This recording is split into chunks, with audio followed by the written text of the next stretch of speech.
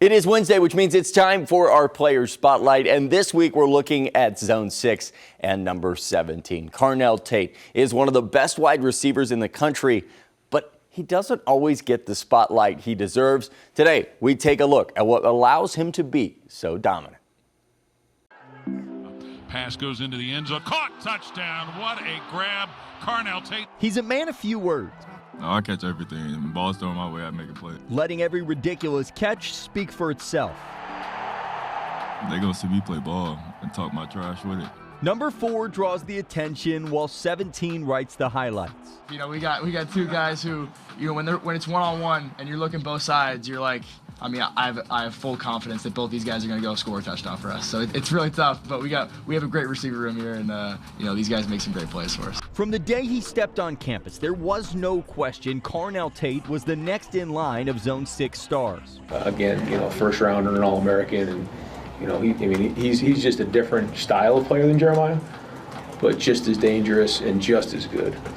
This is a guy that sacrificed a lot in the past. Put the work in and then maybe not see the numbers and see the results, but had faith in the program and stuck in there and believed in the culture, and now you're seeing it pay off for him. Double covered and making NFL scouts do a double take. It seems every week he makes these catches and makes his case for the best in America. You got to go out there and put the reps in and practice. And then what we do in practice shows on Saturdays, and I'm thankful for that. It's always a blessing to go out there and make a statement. We go out there and show everybody each and every week why we're the best receiver room in the country. It certainly helps to have that connection with his new QB. 6 touchdowns already this season. I knew he was very special when we first got here. He throws a very accurate ball, understands the game of football. He's the truth. He's the Heisman winner. And ain't no question, ifs, ands, or doubt. Each and every week he go out there to prove to us why he's a Heisman winner. Around Ohio State, he's always been a star, but now he's really starting to catch the nation's eye. It's football. I mean, you're going to have your big games, you're going to have your bad games. You got to stay level-headed. I mean, everyone's due for a big game. That was my big game. I'm due for another one. So. Adam King, 10 TV Sports.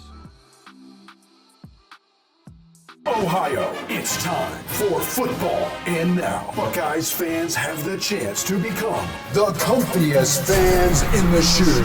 Sponsored by Logan Services. One lucky winner and a guest will be chosen for each home game. All you have to do is visit Logan Services website to enter. Logan Services cares about your comfort, and they want to see you in these seats. Logan Services, proud sponsor of Ohio State Athletics.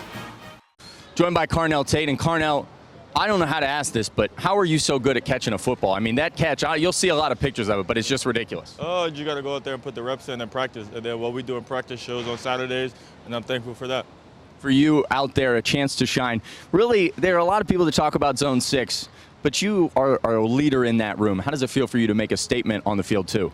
It's always a blessing to go out there and make a statement. We go out there and we go out there and show everybody each and every week why we're the best receiver room in the country. All right, I got Julian saying with us here. This is a great duo. They had quite the connection. 2 touchdowns between them. What's it like when you're out there?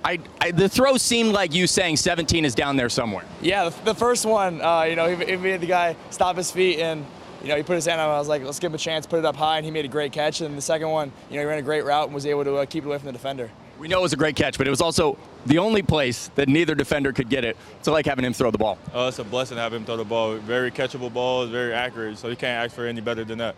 We saw Ryan Day say he wanted to put more on your plate, put more in the passing game. You guys both have to like that when you're over 30 throws in a game, really leaning on you guys. Yeah, it's awesome. You know, when we have RPOs up and we're able to, you know, have the run option, and then, you know, if they're giving us one-on-one, let's throw it out there and let our receivers make a play. We're headed to the bye week. What's the chemistry like between you guys now? Obviously, this is the first year, but it feels like that's got to be old hat at this point. Yeah, we just got to keep improving as a team. Each and everybody got their own things to work on. We got to correct ourselves as a unit and go out there and take care of our bodies and get better.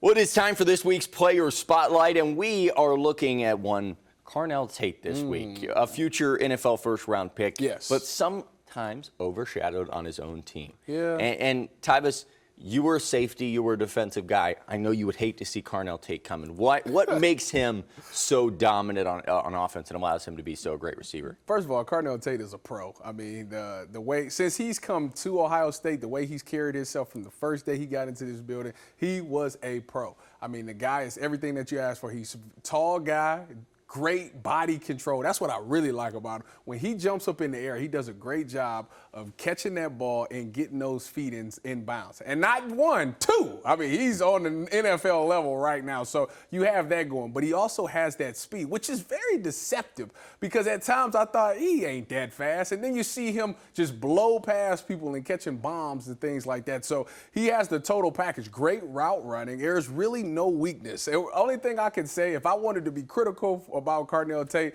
I think it was like last year he had a couple drops in the game. Outside of that, that was it. He's been money this entire year. He's been an absolute go-to guy, and it just stinks that they have, well, it don't stink, but he got Jeremiah Smith on the other side, so like he can't get the I'm the best wide receiver on my team, that type of thing, but they do a great job of still feeding him. How much does Jeremiah Smith, though, help Carnell this year? Because everybody's looking at number 4, but then you can't not guard 17. Well, I think that obviously Carnell has been reaping the benefits of that because, again, you're not going to leave number 4 on an island one-on-one. So that does slide coverage over that way. But I think Carnell has been dominating those one-on-ones. You know, anytime that he's seen with a one-on-one, he's just as dangerous as a Jeremiah Smith. And I think that if you've watched him this season, he had like 180 yards in a game. Before, or it was at Minnesota, I think it was. Like, he's really just been showing out this year. And there's no wonder why he's arguably the best receiver in this upcoming draft because he can do it all. I mean, I've literally had this argument with everybody. You know, you hear about, you know, Tyson from Arizona State. You got Carnell. You got Chris Bell from Louisville. Like, all of those guys are great, but Carnell, to me, is like the most pro-ready guy.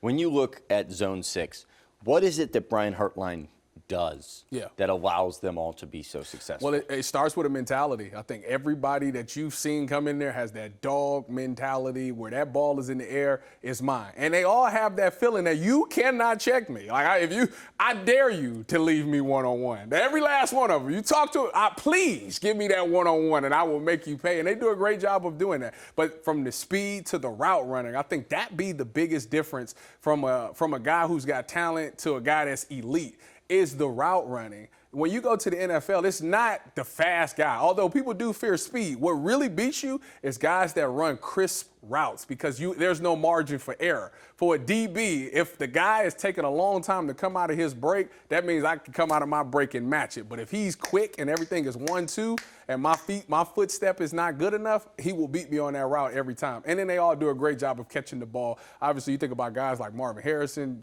JJ, all those guys, they spend a ton of time on that jug machine. I think they catch like 1,000 balls a week or something. Like, it's ridiculous. So all of those guys do a great job of catching the ball, and they're great possession receivers. Okay, for Carnell, I thought this was interesting. The Wisconsin game, obviously, absolutely dominant. Ridiculous catch. I can't even extend like he did. Yeah, I cannot believe he caught that ball. That was crazy.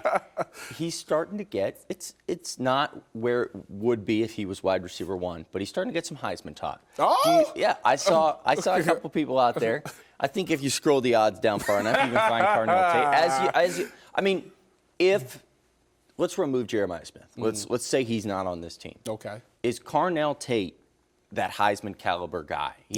He's got to be, right? I mean, I think even though Jeremiah Smith's on here, if you're going off of just purely stats, why would you not say he isn't? I mean, he's putting up ridiculous numbers. He's had ridiculous games. He's had incredible catches. Like that Wisconsin one, I know they was in cover 2, and that was a middle run-through guy, and that safety came over there and helped late. But, like Julian saying threw that ball knowing, like, my guy is just better than yours. Like, it's not like Carnell was just wide open on this play. He said, my guy's down there. I'm throwing it to him because I know he's going to make this play. And he absolutely did that over 2 people. It was just ridiculous. It is. I just feel like every time, somebody made the comment to me, every time Carnell makes a catch, he's fully extended. Yes. And I don't know if, obviously, that's what you want to do. High point the ball? Yes, exactly.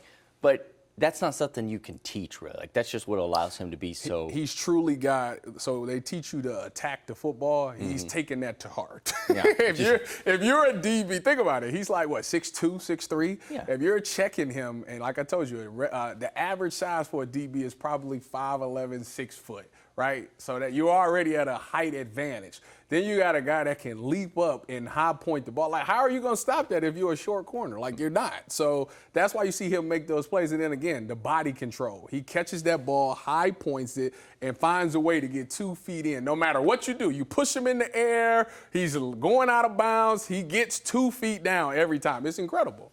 So DB's 5'11", 6 foot. How tall are we? We're both. I don't know what you are on your tippy toes. We're both what, 6'2"? 6'3" for me. So, Oh, I'm probably 6'2". I present a different challenge. He is Tyvis Powell. This is this week's Player Spotlight. Every Wednesday, we will break down one Buckeye as we head through the stretch run of the season. You can find it right here on 10 TV+.